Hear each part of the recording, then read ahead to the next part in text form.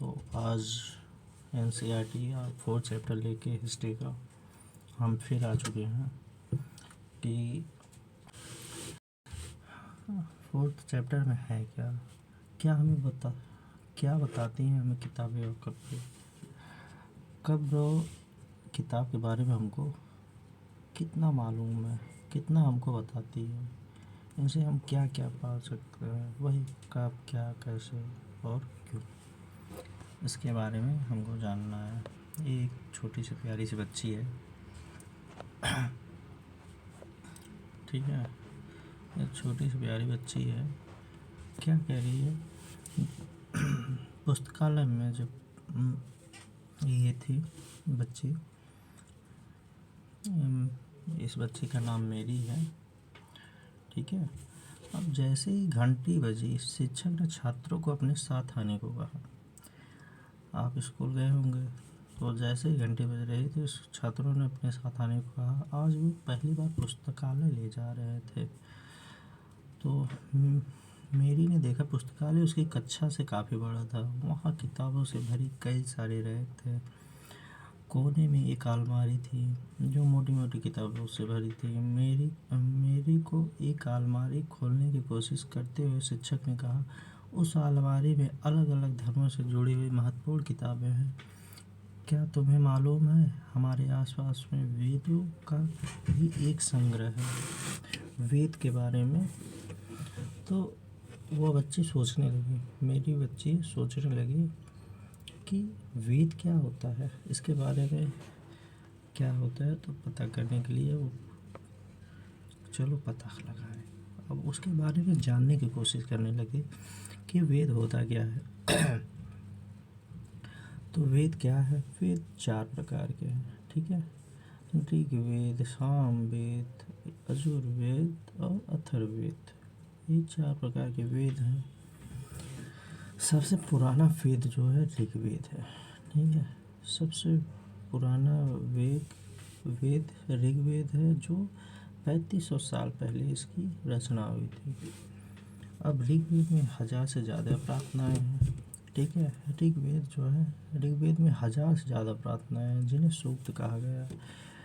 जो प्रार्थनाएं नहीं, इनको सूक्त कहा गया है, ठीक है। सूक्त का मतलब है अच्छी तरह से बोला गया, मतलब अच्छी तरीके से बोला गया है, ये सूक्त कहलाता है। और ये विभिन्न देवी देवताओं की स्तुति में रचे हुए हैं।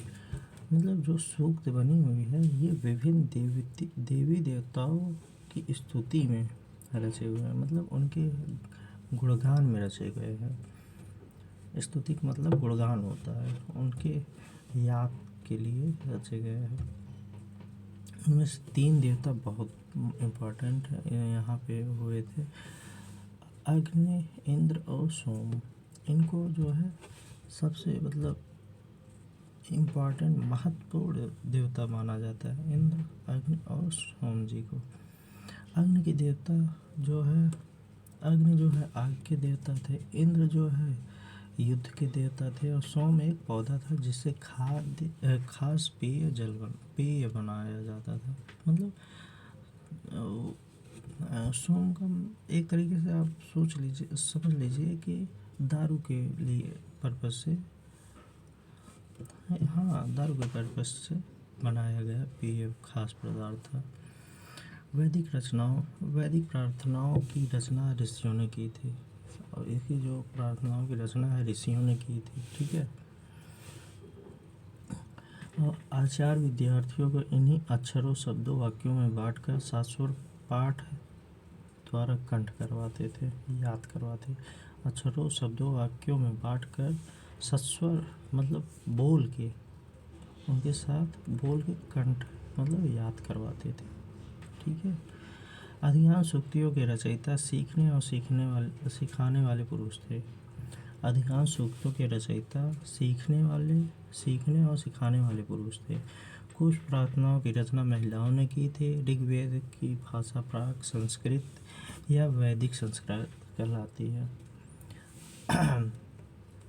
ये जो भाषा था ये प्राक संस्कृत या ऋग्वैदिक संस्कृति कहलाती है, ठीक है। ऋग्वेद की भाषा जो है प्राक संस्कृति या ऋग्वैदिक संस्कृति कहलाती है। और कुछ प्रार्थनाओं की रचना महिलाओं ने, यहाँ देखो महिलाओं का प्रार्थना की रचना महिलाओं ने की थी, मतलब उस समय महिलाएं भी पढ़ती लिखती थी। इससे ये सिद्ध होता है कि महिलाएं भी उस समय पढ़ते लिखती थी। और इसके ये सूक्तों के रचयिता सीखने और सिखाने वाले पुरुष थे। इस सूक्तों के रचयिता जो है सीखने और सिखाने वाले पुरुष ही थे। ठीक है। स्कूल में जो संस्कृत पढ़ती हो उससे यह भाषा थोड़ा भिन्न है, तो इसके बारे में नहीं, बस इतना है कि यहाँ जो है 3 देवता इम्पोर्टेंट थे, अग्नि इंद्र सोम। और यहाँ सबसे पुराना जो वेद है ऋग्वेद है, जिसमें 1000 से ज़्यादा प्रार्थनाएं हैं, जिन्हें प्रार्थनाओं को सूक्त कहा गया है। ठीक है, जिन्हें प्रार्थनाओं को सूक्त कहा गया है। ठीक है, प्रार्थनाओं को सूक्त कहा गया है। और देवी देवता इसमें अग्नि आग के देवता थे, इंद्र जो है युद्ध के देवता, सोम एक प्रकार का पौधा था। ठीक है, सोम एक प्रकार के पौधा था। प्रार्थनाओं की रचना ऋषियों ने की थी। ठीक है, ऋषियों ने। और आचार्य विद्यार्थियों को अक्षरों, शब्दों, वाक्यों में बांटकर सस्वर बोलकर, ठीक है, सस्वर बोलकर या गाने के माध्यम से याद करवाते थे, कंठ करवाते। अधिकांश जो है रचयिता सीखने और सिखाने वाले पुरुष थे, अधिकांश। लेकिन महिलाओं का भी इनमें कुछ और प्रार्थनाओं की रचना जो है महिलाओं ने की थी। ठीक है।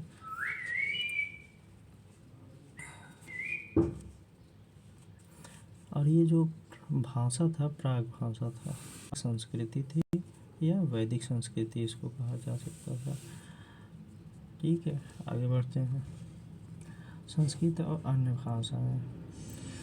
संस्कृत भाषा भारोपीय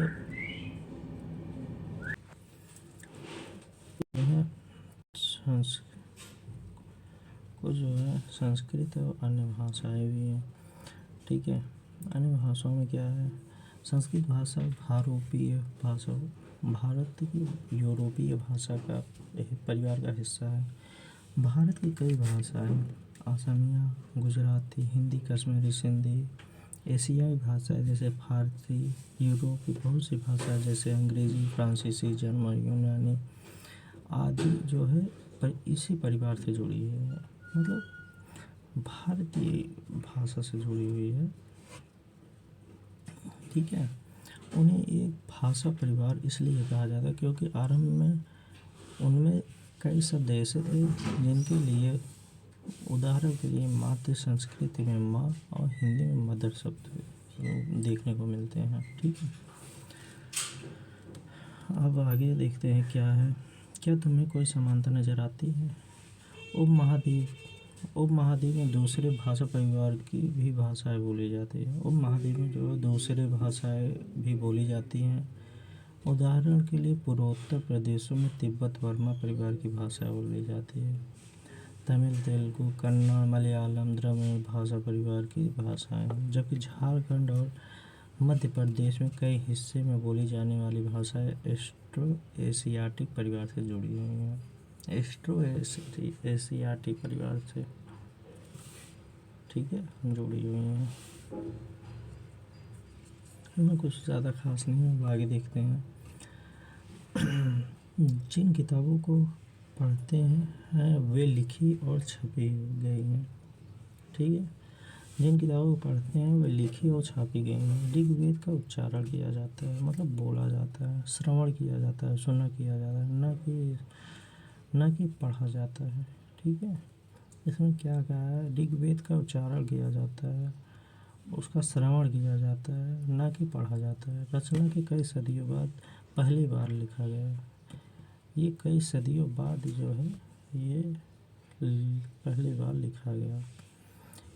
इसे छापने का काम तो मुश्किल से 200 साल पहले हुआ। पहले जो है क्या ऋग्वेद का उच्चारण किया और श्रवण किया, न कि पढ़ा जाता था। क्योंकि लिखा हुआ था नहीं तो पढ़ा ही जाता था। लेकिन पहले कई सदियों बाद इसको लिखा गया और उसका छपने का काम 200 साल पहले हुआ। ऋग्वेद का अध्ययन कैसे करते हैं, ठीक है। अब देखो यहाँ पे कैसे आ गया ना, इतिहासकार पुरातत्ववेदाओं की तरह अतीत के बारे में जानकारी इकट्ठी करते हैं, मतलब अतीत के बारे में जानकारी इकट्ठी करते हैं, लेकिन भौतिक अवशेषों के अलावा वे लिखित स्रोत का भी उपयोग करते हैं, ठीक है। भौतिक अवशेषों के अलावा लिखित स्रोत का भी उपयोग किया जाता है। चलो आगे देखते हैं कि ऋग्वेद का अध्ययन कैसे करते हैं। ऋग्वेद कुछ सूक्त वार्ता के रूप में है, कुछ जो है सूक्त वार्ता बोलने जाने वाला, ठीक है, के रूप में विश्वामित्र नामक ऋषि और देवियों के रूप में पूजित दो नदियों के बीच यह संवाद एक ऐसे ही सूक्त का अंश है। विश्वामित्र द्वारा नामक ऋषि देवियों के रूप में पूजित दो नदी व्यास और सतलुज, जिसको व्यास और सतलुज नदी जो है के बीच संवाद ऐसे ही सूक्त का अंश है, ठीक है। अभी पढ़ने के बारे में नहीं है, अभी ये उसका इतिहास बताएं। अब देखिए एक पांडुलिपि है ऋग्वेद की, जिसका एक पन्ना भुर्ज की छाल पर लिखी गई पांडुलिपि कश्मीर में पाई गई। ये कश्मीर में मिली लगभग 150 वर्ष पहले। ऋग्वेद ने सबसे पहली बार छापने का उपयोग किया, इस छापने के लिए इसका उपयोग किया। इसी पांडुलिपि को देखकर अंग्रेजी अनुवाद तैयार हुआ, ठीक है। यह पांडुलिपि पूरे महाराष्ट्र के एक पुस्तकालय में संरक्षित की गई। विश्वामित्र और नदियाँ। विश्वामित्र क्या कहते हैं, हे नदियों, अपनी बछड़ों को चाटती हुई दो दमकती गायों की तरह दो फुर्तीले घोड़ों की चाल से पहाड़ों से नीचे आओ। इंद्र द्वारा दी गई शक्ति से स्फूर्ति तुम रथों की गति से सागर की ओर बह रही हो। तुम जल से परिपूर्ण हो और एक दूसरे से मिल जाना चाहते हो, ठीक है। तुम जल से परिपूर्ण हो और एक दूसरे में मिल जाना चाहती हो। नदियाँ क्या कह रही हैं, जल से परिपूर्ण हम देवताओं के बनाए रास्ते पर चलती हैं। जल से परिपूर्ण मतलब जल से भरा हुआ, हम देवताओं के रास्ते पर चलती हैं। देवताओं ने जो रास्ता बनाया उस पर चलती है। एक बार निकलने पर हमें रोका नहीं जा सकता। एक बार हम जिस रास्ते से निकल गए उसे हम कोई रोक नहीं सकता। हे ऋषि, तुम हमसे प्रार्थना क्यों कर रहे हो, ठीक है। ऋषि से कह रहे हैं नदियाँ कि तुम हमसे प्रार्थना क्यों कर रहे हो। अब विश्वामित्र क्या कहते हैं, हे बहनों, मुझ गायक की प्रार्थना स्वीकार करो, सुनो। मतलब मैं जो गा रहा हूँ, मैं जो कह रहा हूँ, मेरी प्रार्थना सुनो। मैं रथों और गाड़ियों सहित बहुत दूर से आया हूँ। कृपा करके अपने जल को हमारे रथों और गाड़ियों की धुरियों के ऊपर ना उठाओ, ताकि हम आसानी से उस पार जा सकें, ठीक है। इसमें क्या कह रहे हैं विश्वामित्र जी, मैं रथों और गाड़ियों से बहुत दूर आया हूँ। कृपा करके अपने जल को हमारे रथों और गाड़ियों की धुरी के ऊपर ना उठाओ। मतलब गाड़ी की जो रथ की पहिया है उसकी धुरी के नीचे ही रहिए, उसको ना उठाइए, ताकि हम आसानी से उस नदी को पार कर दें। नदियाँ कह रहे हैं, हम तुम्हारी प्रार्थना सुनेंगे, जिससे तुम सब सुरक्षित उस पार जा सकोगे। नदियाँ कहती हैं कि हम तुम्हारी प्रार्थना सुनेंगे जिससे तुम उस पार जा सकोगे। इतिहासकार बताते हैं कि इस प्रार्थना में रची गई उस क्षेत्र में रची गई जहाँ नदियाँ बहती हैं। वे ये भी सुझाते हैं कि समाज में ऋषि रहते थे, वहाँ घोड़े और गायों का बहुत महत्व दिया जाता है। इसीलिए नदियों की तुलना घोड़ों और गायों से की गई है। नदियों की जो तुलना है घोड़ों और गायों से की है। क्या तुम्हें लगता है रथ भी महत्वपूर्ण थे? अब अपने जवाब के लिए कारण प्रार्थना ये छोड़िए, आगे बढ़ते हैं। ऋग्वेद की प्रार्थनाओं में अन्य दूषित नदियाँ, खासकर सरस्वती, सिंधु और उसकी सहायक नदियों का भी जिक्र है। गंगा और यमुना का उल्लेख सिर्फ एक बार। क्या इसमें ऋग्वेद प्रार्थनाओं में दूसरी नदियों को खासकर सरस्वती, सिंधु और उनकी सहायक नदियाँ सरस्वती, सिंधु की सहायक नदियों का भी जिक्र है। गंगा और यमुना का उल्लेख सिर्फ मात्र एक बार हुआ है। ठीक, आगे बढ़ते हैं। मवेशी, घोड़ों और रथ। ठीक है, अब आगे देख रहे हैं। मवेशियों में ऋग्वेद में मवेशियों बच्चों में खासकर पुत्र और घोड़ों की प्राप्ति के लिए अनेक प्रार्थनाएं हैं। घोड़ों को लड़ाई में रथ खींचने के काम में लगाया जाता था। अब जानते हैं घोड़ों को रथ के अलावा और कहाँ उसको घोड़सवारी किया जाता है, बस इसी काम में। इन लड़ाइयों में मवेशी जीत कर लाए जाते थे। मवेशी मतलब दूसरे लोग को जीत कर लाए जाते थे। लड़ाइयाँ वैसे ज़मीन के लिए लड़ी जाती है जहाँ अच्छे चारागाह हो, मतलब यहाँ चारागाह के लिए लड़ाई होती थी, खासकर चारागाह के लिए लड़ाई होती थी। ठीक, या जहाँ पर जो जैसे जल्दी तैयार हो जाने फसलों को उपजाया जाए, मतलब जो जैसे फसलों को जल्दी उपजाने वाले जगहों के लिए लड़ाइयाँ लड़ी जाती है। या पानी के लिए भी लड़ाइयाँ लड़ी गई हैं, या स्रोतों और लोगों को बंदी बनाने के लिए। और यहाँ बंदी भी बनाने के लिए, बंदी किस लिए बनाते थे? अपने काम करवाने के लिए, जिसको हम दास कहते हैं। युद्ध में जीते गए धन का कुछ भाग सरदार रखते थे, कुछ हिस्सा पुरोहित को दिया जाता था, शेष धन आम लोगों में बांट दिया जाता था।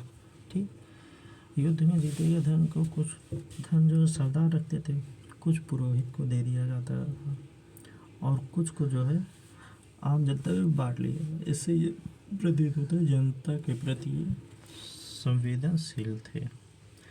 शेष धन को आम लोगों में कुछ धनों पर यज्ञ करने के लिए, और देखिए कुछ धन जो है यज्ञ करने के लिए, मतलब उस समय यज्ञ इम्पॉर्टेंट था, ये पता चलता है। यज्ञ की आग में आहुति भी दी जाती थी। आग में आहुति, यज्ञ की आग में आहुति मतलब आहुति भी दिया जाता था। ये आहुतियाँ देवी देवताओं को दी जाती थी। ठीक है, देवी देवताओं को प्रसन्न करने के लिए ये आहुति दी जाती थी। घी, अनाज, कभी कभी जानवरों को भी आहुति दी। देखिए आहुति क्या थे? आहुति में मतलब घी, अनाज और जानवर को कभी कभी जिंदा जला दिया जाता है। जानवरों को जिंदा और घी, अनाज उसमें डाला जाए, जिसमें जो गांव में देखे होंगे, एक जब पूजा होता था, एक किसी टोकरे, किसी लोहे के पात्र में एक वो बनाया जाता था, यज्ञ बनाया जाता था। वही यज्ञ करने के लिए प्रयुक्त होता था, उसमें आहुति दी जाती थी। वही बात कह रहे हैं यहाँ पे। अधिकांश पुरुष इन युद्धों में भाग लेते थे। अधिकांश जो पुरुष इस युद्ध में भाग लेते थे। कोई अस्थायी सेना नहीं होती थी, लेकिन लोग सभाओं में मिलते जुलते और युद्ध व शांति के विषय में सलाह मशवरा करते थे। कोई अस्थायी सेना नहीं थी, लेकिन लोग सभाओं में मिलते जुलते थे और युद्ध और शांति के विषय में सलाह मशवरा भी करते थे। वहाँ पे जानकारी लेते थे कि कहाँ पानी है, कहाँ गायें हैं, कहाँ पे अच्छे भूमि है जहाँ पैदावार हो सके। ये सब का सलाह मशवरा किया जाता था। वहाँ ये ऐसे लोगों को अपने सरदार चुनते जो बहादुर और कुशल योद्धा थे। यहाँ पर मतलब सरदार चुना जाता था, ना कि जन्मजात होता। सरदार चुने जाते जो बहादुर भी हो, कौशल योद्धा भी हो। ठीक है, आगे बढ़ते हैं। फिर लोगों की विशेषताओं को बताने वाले शब्द। यहाँ पर विशेषता बताने वाले शब्द क्या हैं? लोगों का वर्गीकरण का काम भाषा, परिवार या समुदाय, निवास स्थान या सांस्कृतिक परंपरा के आधार पर किया जाता था। ऋग्वेद में लोगों को विशेषता बताने वाले कुछ शब्दों को देख सकते हैं आप। ऐसे दो समूह जिनका वर्गीकरण काम के आधार पर किया गया हो। दो समूह हैं जिनका वर्गीकरण काम किया था। पुरोहित, जिन्हें कभी कभी ब्राह्मण कहा जाए। पहला है पुरोहित, जिन्हें ब्राह्मण भी कहा जाता है। ठीक है, ये तरह तरह के यज्ञ और अनुष्ठान कराते हैं। दूसरा क्या था? दूसरे राजा थे। ठीक है, यज्ञ और अनुष्ठान कराने वाले को पुरोहित या ब्राह्मण कहते थे, जो तरह तरह के यज्ञ और अनुष्ठान कराते थे। और दूसरे लोग में राजा थे। ये राजा वैसे नहीं थे जिनके बारे में तुम बाद में पढ़ेंगे, आप बाद में पढ़िएगा। वैसे राजा नहीं थे ये, ना तो बड़ी राजधानियों और महलों में रहते थे, ना इनके पास सेनाएं होती थी, ना ही ये कर वसूलते थे। प्रायः राजा की मृत्यु के बाद उसका बेटा अपने आप ही शासक नहीं बन पाता था। पहली बातें हैं इम्पोर्टेंट। यहाँ वंशानुगत नहीं था। राजा की मृत्यु के बाद उसका बेटा ही शासक बने यह जरूरी नहीं था। ठीक है, यहाँ बस एक ही इम्पोर्टेंट बात था।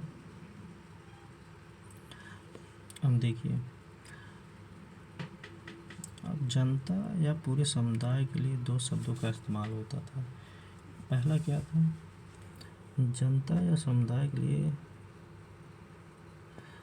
या पूरे समुदाय के लिए दो शब्दों का इस्तेमाल होता था। जन, जिसका प्रयोग हिंदी व अन्य भाषाओं में आज भी होता है। जन, जो हिंदी और अन्य भाषाओं में आज भी होता है। दूसरा विष, जिससे वैश्य शब्द निकला है। इस विषय पे भाई आप लोग आगे पढ़ेंगे। ऋग्वेद में विष और जनों के नाम मिलते हैं। इसीलिए पूर्वजन या विष कहा जाता है।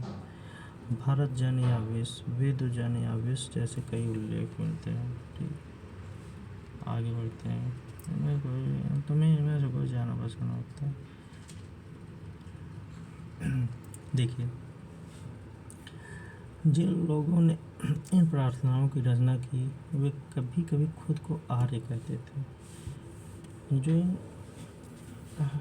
प्रार्थनाओं की रचना की है वो कभी को खुद को आर्य कहते थे। वो अपने विरोधियों को दास या दस्यु कहते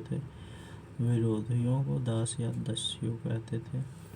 दस्यु वो लोग थे जो यज्ञ नहीं कराते थे, शायद दूसरी भाषाएं बोलते थे। दस्यु वो लोग थे जो यज्ञ नहीं कराते थे, शायद ये लोग ना दूसरी भाषाएं बोलते थे।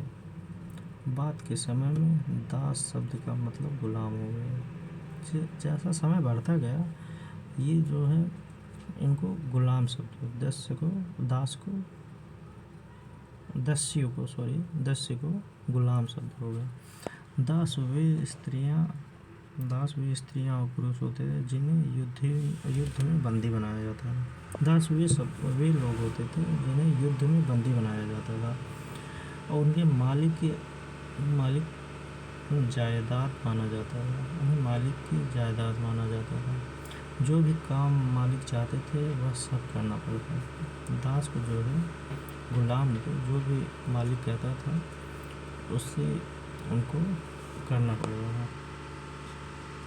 जिस युग में महाद्वीप के उत्तर पश्चिम में ऋग्वेद की रचना हो रही थी उस समय दूसरी जगहों पर एक अलग तरीके से विकास हो रहा था। क्या हो रहा था आगे देखते हैं। खामोश प्रहरी कहानी महापाषाण की।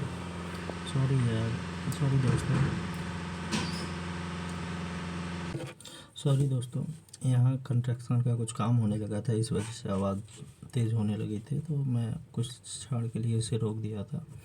तो आगे पढ़ते हैं। खामोशी प्रहरी कहानी महापाषाणों की। ठीक है, खामोश प्रहरी। अब देखिए, शिलाखंड महापाषाण काल, महा मतलब बड़ा, पाषाण मतलब पत्थर के नाम से जाने जाते थे। मतलब शिलाखंड महापाषाण के नाम से जाने। ये पत्थर जो है दफन करने की जगह पर लोगों द्वारा बड़े करीने से लाए जाते थे, सावधानी पूर्वक लाए जाते थे। महापाषाण जो है कब्रें बनाने की प्रथा लगभग 3000 साल पहले शुरू हुई। 3000 साल पहले कब्र बनाना शुरू हुआ। यह प्रथा दक्कन जो है दक्षिण भारत, उत्तर पूर्वी भारत और कश्मीर में प्रचलित थी। ठीक है। कुछ महापुरापाषाण काल जो है दिखे हैं, कुछ महापाषाण काल जमीन के ऊपर ही दिख जाते हैं, कुछ महापाषाण काल जमीन के भीतर धंसे हुए हैं। तो आगे देखते हैं क्या है। ये देखिए ये एक पत्थरों से बना हुआ कब्र है। कई बार पुरातत्वविदों ने गोलाकार सजाए हुए पत्थर मिलते हैं, कई बार अकेला खड़ा हुआ पत्थर मिलता है। ये ही एकमात्र प्रमाण है जो जमीन के नीचे कब्र को दर्शाते हैं। ठीक है, बस एक ही मात्र ये है जो जमीन के नीचे कब्र यही मिलती है। ठीक है। महापाषाण काल निर्माण के लिए लोगों को कई तरीके से काम करने पड़ते थे। उसके बारे में सोचिए आप, क्या था? गड्ढे खोदना, शिलाखंडों को ढोकर लाना, बड़े पत्थरों को तराशना और मरे हुए को दफनाना। ये कैसे करते होंगे, इसके बारे में आप थोड़ा सोचिएगा, तर्क लगाइएगा। ठीक है। यह कोई अब आगे देखते हैं क्या है। इन कब्रों में कुछ समानताएं भी देखने को मिली हैं, कुछ समानताएं देखने को मिली हैं जो कब्र के, जो ज़मीन के अंदर और जो ज़मीन के ऊपर बना हुआ कब्र है। इसमें समानता मृतकों को खास किस्म के मिट्टी के बर्तनों के साथ बनाया जाता है। मतलब यहाँ जो है मिट्टी के बर्तन दोनों जगह कॉमन थे। ठीक है। जिन्हें काले लाल मिट्टी के बर्तनों, ब्लैक एंड रेड वेयर नाम से जाना जाता है। काले लाल मिट्टी के बर्तन। ठीक है। काले लाल मिट्टी के बर्तन के नाम से जाना जाता है। इनके साथ ही मिले लोहे के औजार और हथियार, घोड़ों के कंकाल और सामान तथा पत्थर और सोने के गहने मिले। क्या है?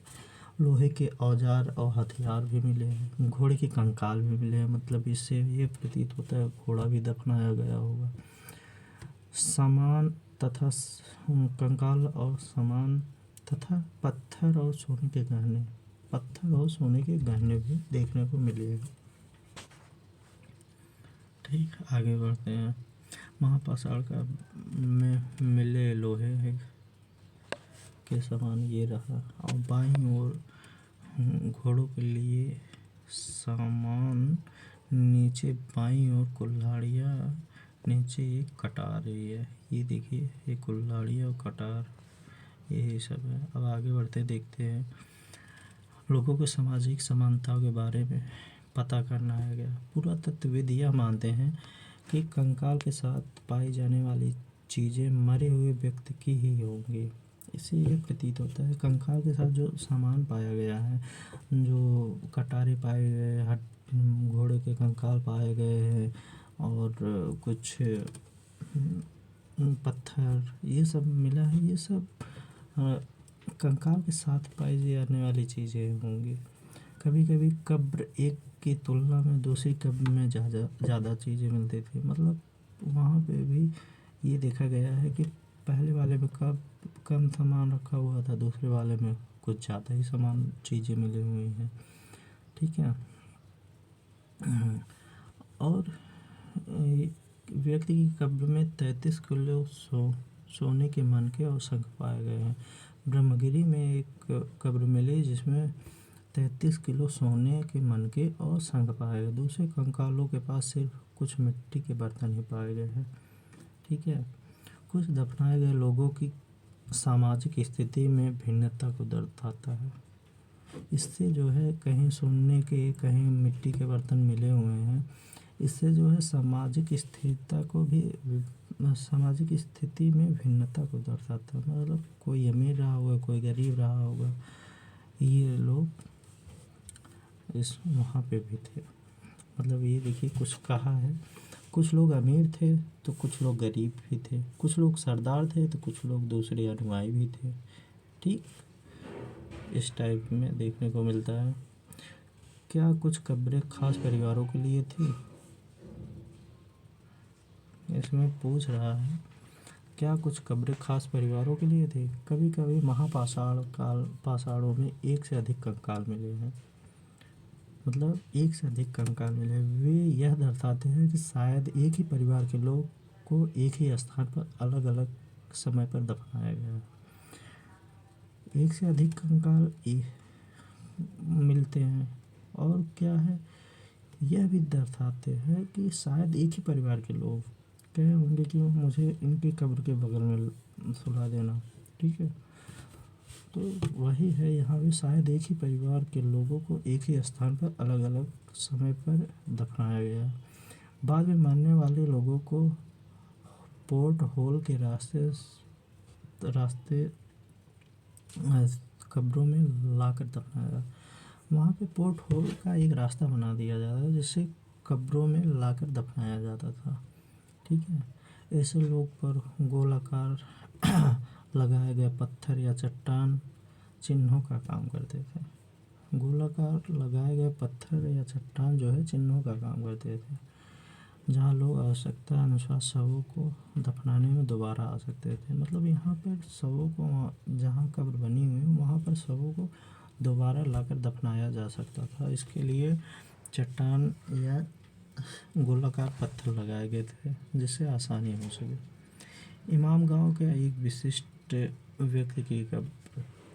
इमाम गांव एक गांव है, इमाम गांव नाम है उसका। यह भीमा की सहायक नदी घोड़े के किनारे की जगह है, एक जगह है। भीमा की सहायक नदी घोड़े के किनारे एक जगह है। सॉरी हमारे दिमाग कहीं और। भीमा की एक सहायक नदी घोड़ के किनारे की एक जगह है। इस जगह पर 3600 से लेकर 2700 साल पहले लोग रहा करते थे। ठीक, 3600 से 2700 साल पहले रहते थे। यहाँ वयस्क लोग प्रायः गड्ढे में सीधा लेट कर दफनाया जाता था। मतलब सीधा लेट जाते थे, उनको ऊपर से दफना दिया जाता था। उनका सिर उत्तर की तरफ होता था और देखिए सिर उत्तर की तरफ होता था और पैर जो है दक्षिण की तरफ होता था। जैसे ये ईस्ट वेस्ट है, ये इधर ईस्ट सॉरी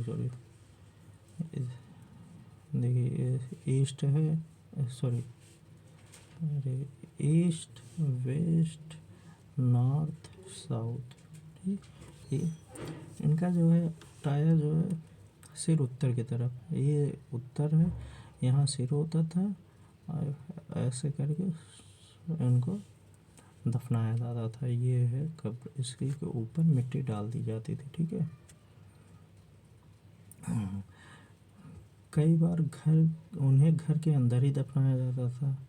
ऐसे बर्तन जिनमें शायद खाना और पानी हो दफनाए गए शव के पास रख दिए जाते थे।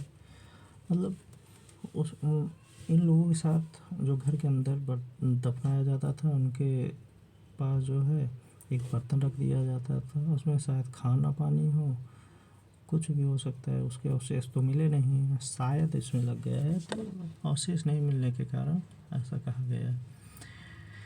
एक आदमी 5 कमरों वाले मकान के आंगन में 4 पैरों वाले मिट्टी के एक बड़े से संदूक में दफनाया गया। एक आदमी को 5 कमरों वाले मकान के आंगन में 4 पैरों वाले मिट्टी के एक बड़े से संदूक में दफनाया गया। बस्ती के बीच में बसा यह गांव सबसे बड़े घरों में से एक था। ठीक है, इस घर में एक अनाज का गोदाम भी था। 100 के पैर मुड़े हुए थे। ठीक है, इसमें क्या कह रहा है कि बस्ती 4 कमरों के बराबर समाधान था और एक जो है 4 पैर वाला एक बड़ा सा संदूक में दफनाया गया था। बस्ती जो है गांव में सबसे बड़े घरों में से एक था और इस घर में एक जो है अनाज का गोदाम भी था और शवों के जो पैर थे वे मुड़े हुए थे। अब देखिए कंकालों से कंकालों के अध्ययन से हमको क्या पता चलता है।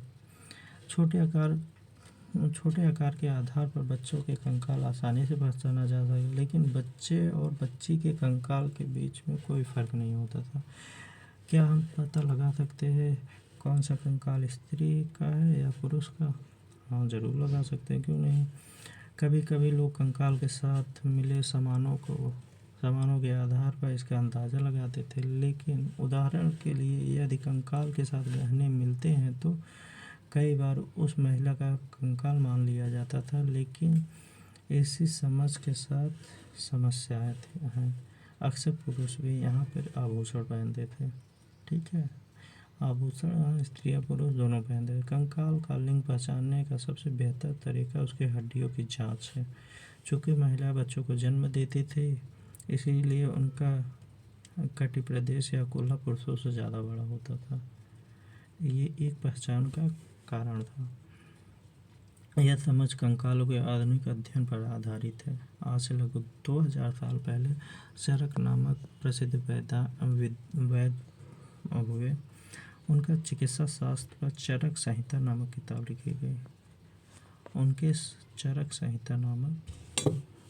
लिखी गई। कहते हैं जो मनुष्य के शरीर के 306 हड्डियाँ होती हैं, यह आधुनिक शरीर रचना विज्ञान की 206 हड्डियों से काफ़ी ज़्यादा है। संभवतः चरक ने अपनी गिनती में दांत, हड्डियों के जोड़ और कार्टिलेज के जोड़ की संख्या भी बताई थी। इतना आगे थे वो प्रसिद्ध वैज्ञानिक चरक जी।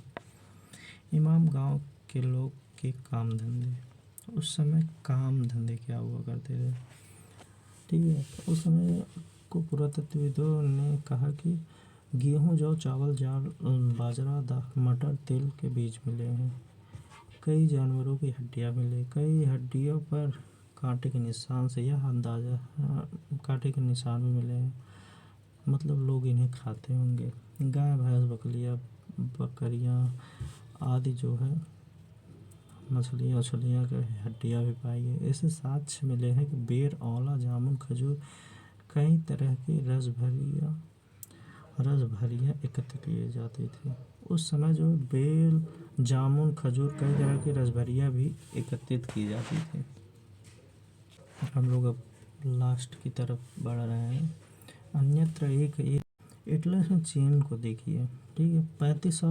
3500 साल पहले यहाँ की लेखन कला में सबसे उदाहरण पाते हैं, पुराने उदाहरण।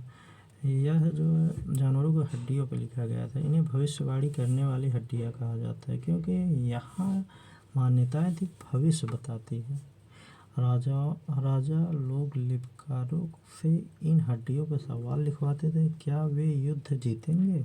क्या फसलें अच्छी होंगी? क्या उनको पुत्र होंगे?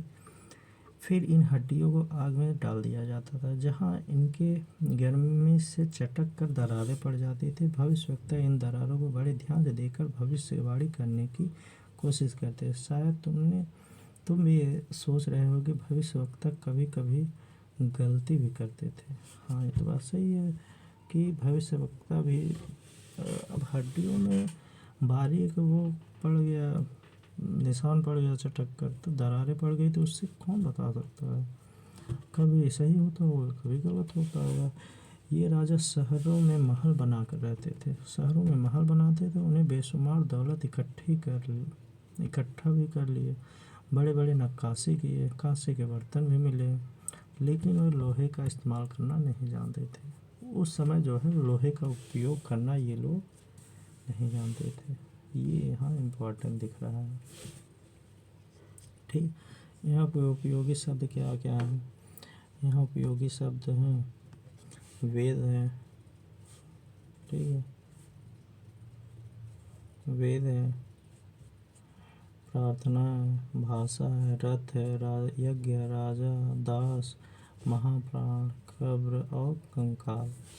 ये इतने इम्पोर्टेंट शब्द हैं, इसको हम लोगों को पढ़ना है, ठीक है।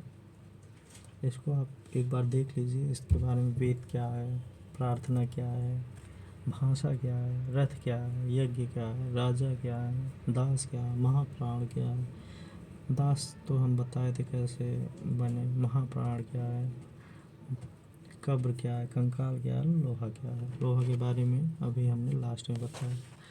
तो दोस्तों ये क्लास पूरी हुई, चैप्टर पूरा हुआ। तो अगले चैप्टर में हम फिर आएंगे और बताएंगे कि बात की जाएगी कैसे हम कैसे आगे बढ़ा जाए। इसमें क्या है, अध्याय 5 में राज्य, राजा और एक प्राचीन गणराज्य, मतलब राज, राजा और गणराज्य के बीच में क्या अंतर है, कैसे बना है। ठीक, तो दोस्तों यही क्लास समाप्त करते हैं। आशा करते हैं कि आपको कक्षा क्लास अच्छा लगा होगा तो आप अपने दोस्तों को शेयर कीजिए और उनको बताइए कि यहाँ पर एनसीईआरटी की क्लास शुरू हुई है समझ के आधार पर, और अपनी समझ बढ़ाइए। 1 घंटे आप दीजिए, आपको एक दिन हम बेहतर इंसान बना के छोड़ेंगे। ठीक, तो दोस्तों जय हिंद।